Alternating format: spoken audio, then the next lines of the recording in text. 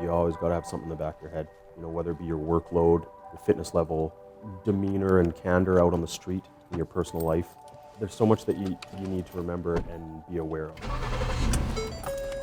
I would say it's more demanding mentally than it is physically today. I see more and more people, and we encourage people to go to counseling because there's something that's worthwhile knowing that you can talk to somebody and they do not judge you. People truly forget that when we take the uniform off and go home, we carry that with us.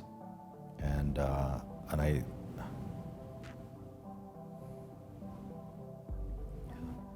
people just forget. It's a cliche answer, but it's the fact that no day is the same. The excitement and just the knowing that at some point in my day, I will have helped somebody in some capacity. The pain of life, I know. I didn't have the greatest upbringing early on in my childhood. I was part of an abusive household. The police were at my house on a regular basis. It always seemed that when police came to my house, that everything settled down.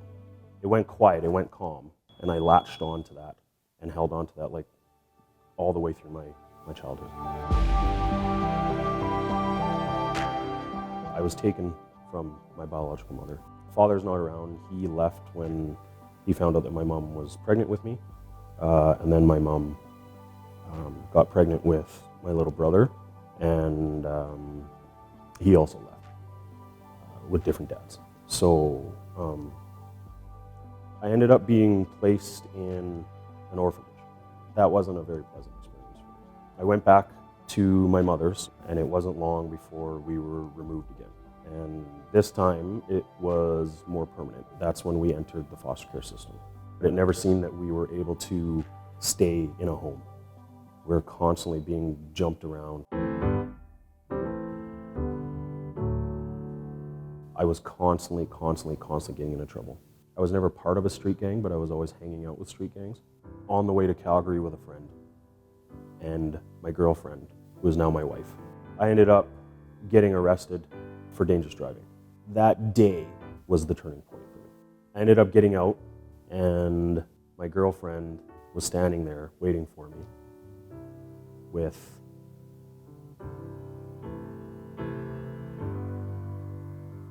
she had with her a laundry basket that I had in my trunk with everything, my life. It was all I had. And I looked back at the beginning of the rest of my life. I promised myself that I wanted to go and be that calm for other people because of what that was to me. May the seas of peace be. And I had very, very mountainous task of expunging my criminal record. I had gotten denied by the parole board, so I appealed it. Yeah, in control from Delta 7-3. He's the only one that I'm truly am aware of that has a background like he has in his history that has brought him to where he is today. Because once upon a time, if you had a criminal record, forget it, you're done. How long do you keep holding that person back? Because especially if a person has made so many inroads to make themselves a better person, make them whole, or sought forgiveness, for what their past behaviors have done. Like, to me, that speaks volumes of a person's character.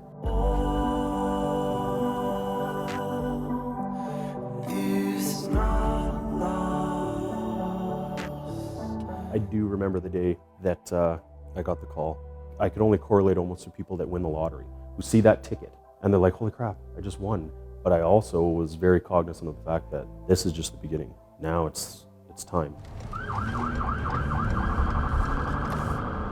My past has molded me and equipped me to be able to accept that stuff on behalf of other people. That if I can take some of that burden off of them, that stress off of them, the people that I deal with, and be that calm that other police officers were for me when I was going through my stuff, then I'm happy about that. I think there's nothing stronger than approaching somebody who's going through an issue and go, hey, you tap him or her on the shoulder and like, I know exactly what you're going through. And they're like, what do you mean? I've been there. I've been arrested.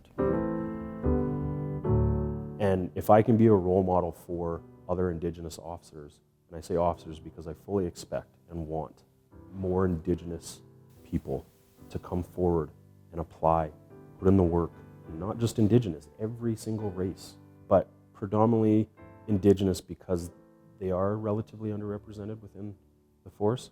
And that's something that the EPS is improving upon greatly. He's an inspiration, actually.